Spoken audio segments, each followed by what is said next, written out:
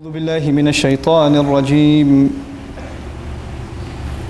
يا بني إنها إن تك مثقال حبة من خردل فتكن في صخرة أو في السماوات أو في الأرض يأت بها الله إن الله لطيف خبير يا بني أقم الصلاة وأمر بالمعروف وانه عن المنكر واصبر على ما أصابك إن ذلك من عزم الأمور رب اشرح لي صدري ويسر لي أمري واحلل عقدة من لساني يفقه قولي فالحمد لله رب العالمين والصلاة والسلام على سيد الأنبياء والمرسلين وعلى آله وصحبه أجمعين ثم أما بعد السلام عليكم ورحمة الله وبركاته.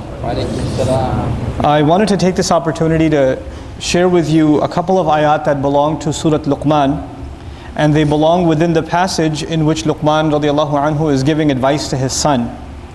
And typically at the occasion of a khutbah of Jum'ah or a short talk, we begin from the beginning of this passage and we get through the first couple of ayat and the time is up, and there's so much more beautiful advice in this passage, and in most occasions we don't get around to them, or if we do, we don't give them enough time. But there's some really beautiful pearls of wisdom that Allah Azza wa Jal chose to mention in His book, and it's very beautiful that at the beginning of each of them Allah Azza wa Jal begins the ayah by saying, Ya bunayya, my beloved son, my dear son. Bunayya ism tasghir, meaning my small son, my young boy. It's a term of endearment by the father to the son. In other words, Allah wants to highlight before, there's one thing that the father is teaching his son, but it's another that he goes out of his way to show love before he even teaches him. He makes sure that the son understands that the father loves him. Because a lot of times, especially for dads, it's not on autopilot. Your children don't automatically assume that you love them, especially for fathers. They know automatically mom loves me, but they don't know automatically dad loves me. Automatically they assume dad is usually angry at me. So dad has to go out of his way to say, son, I love you. Then start the advice. He can't just start the advice. And this is, you guys have experienced this in life, maybe with your own fathers and your own children. Every time you try to give them advice, oh, here we go again. It's because, and when the mother just puts her arm around you or sits you down and says, come sit here next to me, and then she gives you just listen, because it's mom. You just melt. So the father has to go out of his way to make sure the son listens. And this father, subhanAllah, the advice he gave, he just wants his son to think about something. And he says, إِنَّهَا إِن تَكُ مِثْقَالَ حَبَّةٍ فِي خَرْدَلٍ. Imagine that there is a mustard seed. فَتَكُن فِي صَخْرَةٍ. It's this tiny little mustard seed, little tiny thing. And it's inside a boulder.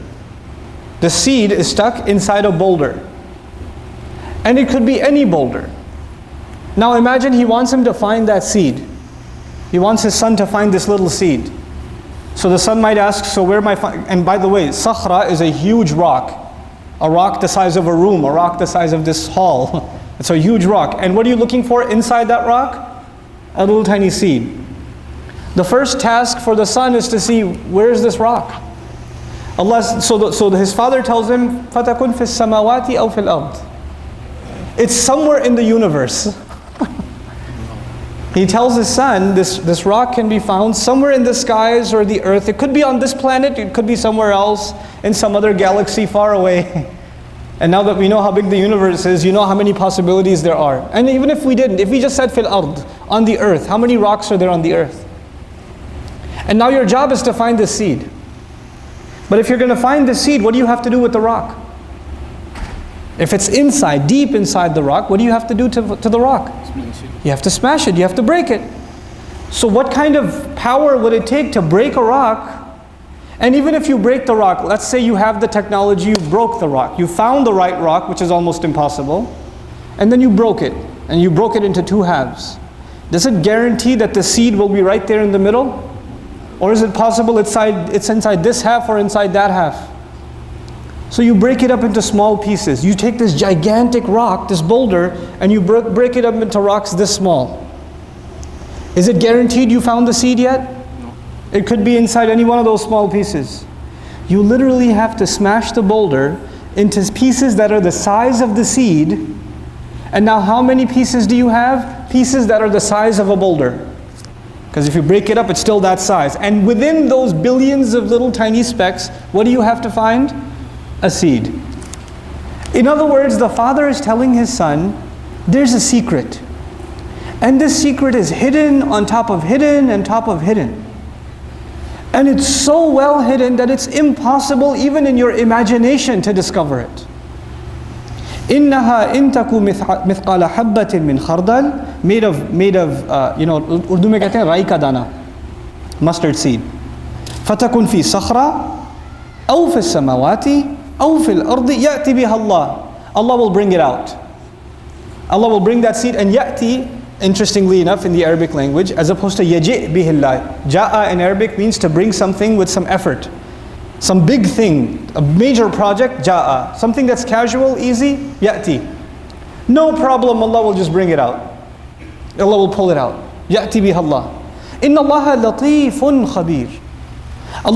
The quality of Allah mentioned by the father to his son is Allah is precise, He's subtle, latif. It's a very interesting quality. Just because somebody is powerful does not mean that they are precise. Does not mean that they are precise. You have the power to break the rock, but you don't have the precision to find that little seed. So power itself is empty. It's pointless without precision. That's why Allah's power is coupled with His precision, His latif. So Allah describes, for example, when water falls. When water falls, every drip, every drop of water, asaba, He targets it like an arrow is shot. Like Allah knows where every drop is going to fall precisely. Precisely. When the nation of Lut is destroyed, for example, Lut alayhi salam, Allah describes that the rocks, musawwamatan, they were named. Every little pebble that fell from the sky had the name, who's this bullet written for? And where's it going to shoot him? Talk about precise sniper fire. It's coming from the sky with a name on it. It's got engraving on it, this is meant for that guy and it's going to kill him in this way. Subhanallah. That's precision of Allah. So He says latif and then khabir. Khabir meaning Allah is not only is He precise, Allah is fully knowledgeable, fully aware. He's telling his son this so the son appreciates how powerful Allah is. And the son has a new appreciation when you know how you tell your children, hey kids, remember, I'm going over there, but Allah is watching. Allah is watching. And the kid goes, yeah, I know Allah is watching. Yeah, I know. I got it. Allah is watching. He wants his son to appreciate, what does it mean Allah is watching? What does it mean there's nothing secret to Allah? So he wants to give him a very powerful example. What we're learning here also is that the father goes out of his way. He thinks, how can I teach my son this lesson? And he went out of his way to figure out, well, maybe if I teach him this way, it'll stick in his head. And Allah likes his example so much, He made it part of the Quran. He made it part of the Quran, this beautiful example. And of course, this example is inspired by the wisdom Allah had granted Luqman to begin with, radiallahu anhu. So now that you know Allah is watching, now He gives him the advice. The first ayah was about Allah, then He gives him the advice. And so He says, Ya bunayya aqimis salat. My son, pray, establish salat. And فهناك فرق بين يا بني صلي ولم يقل يا بني صلي. My son, pray. He said, Ya bunayya aqimis salat. Establish prayer. Institutionalize prayer. Establishment as an image in the Arabic language is to build something. Is to make something stand. It's as though everything else can be moved, but the pillar in the building cannot be moved. You can move the furniture, but you can't move the pillars. So in your day, everything else can move. In your day, the doctor's appointment can move. Your work schedule can move. The meeting can move. Lunch can move. Dinner can move. Salat cannot move. Salat is in its place. Son, understand this. My son, I want you to know you have to establish salat. Aqim as-salat. Wa'mur bil ma'roof, wanha 'anil munkar, wasbir 'ala ma asabak. I'll leave you with this. Once you establish salat, once you understand what it means to make time for Allah no matter what, then there are going to be some effects of salat on your personality. And these effects are not just inside salat, these effects are also outside salat. If Allah will bring out even a seed on Judgment Day, which means Allah will bring justice on Judgment Day, not even a seed will escape. If that's the point, then a Muslim becomes very concerned with justice. And every single salat reminds the Muslim that the day of justice is coming, and a Muslim has to be fair in his life and her life, and a Muslim has to make sure people around them are doing the right thing. So a natural consequence of salat, of really establishing salat, وَأْمُرْ بِالْمَعْرُوفِ وَانْهَى عَنِ الْمُنْكَرِ. Make sure you encourage and instruct people and advise people to do the right thing. You made salat and you go back into the meeting at the office. And when you're at the meeting at the office, they're saying, you know, our client, he's given us, seems like he's got a little extra money to spare, so we should bill him a couple of hundred extra hours even though we haven't done the work. They won't mind, they don't care. You just came out of salat, you say, no, we didn't do that work. We can't put that on the hours. We cannot sign off, I can't sign off on that. You're standing around in your meeting at work and people are making fun of an employee that's not there. You stand up, whether you like that employee or not, it's not right, he's not here. We shouldn't do this. And you say, what made you do that? Why are you talking like this? Why are you standing up for the guy? Because I pray. That's what prayer teaches me, to stand up for the right thing. I'm not going to stand by corruption anywhere else in my life. That's what it means to establish salat. So he's teaching his son, just because you pray, that's not enough. Just because you pray, that's not enough. And it's beautiful that Allah gave the example of a seed. What's supposed to come out of a seed? A plant. The salat is like the seed. But if the seed, you never turn it into a plant, the fruits of that seed, they never come out. And what are the fruits of that seed? أمر بالمعروف والنهي عن المنكر. فإذا لم تأمر بالمعروف ولم تنهى عن المنكر ما هذه الصلاة?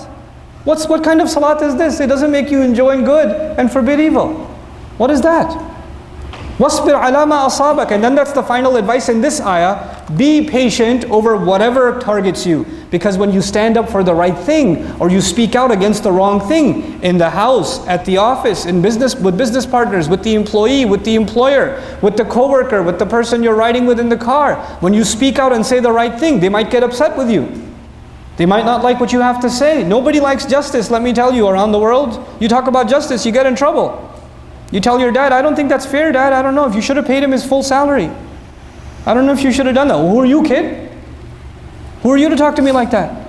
Nobody likes to hear about justice. Nobody likes to hear about fairness. So you're going to have to be patient with the consequences of speaking out. وَاصْبِرْ عَلَى مَا أَصَابَكَ. And this is a cycle, because when your patience is tested, you will need strength. And after a few hours, you go back to Allah for salat, and you gain your strength again. And then you go back out again, and you stand up for the right thing again. And you cycle like this. He's turning his son into a leader. He's turning his son into a role model. This is what Islam is supposed to look like. This is what salat does. I'll leave you with this last bit of thought. When, for example, Shu'aib alayhi salam was complaining about the economic, irregularities of his society, his people told him, does your salat prevent you? As-salatuka tanha? Your salat prevents you from doing, your salat commands you, ta'muru? Your salat commands you to tell us what to do? Just go pray, man. Go pray in the masjid. Why you bother us in our business? But Shu'aib alayhi salam understands salat means that you learn the importance of justice. You learn the importance of justice on the Day of Judgment, which means you make sure that you become a source of justice even in this world. May Allah Azza wa Jal help us understand the implications of our salawat. All this salat we're making in Ramadan, let's turn those seeds into plants. Let's establish some justice in our homes, in our workplaces, in our businesses. Barakallahu li wa lakum. Assalamu alaikum wa rahmatullahi wa barakatuh.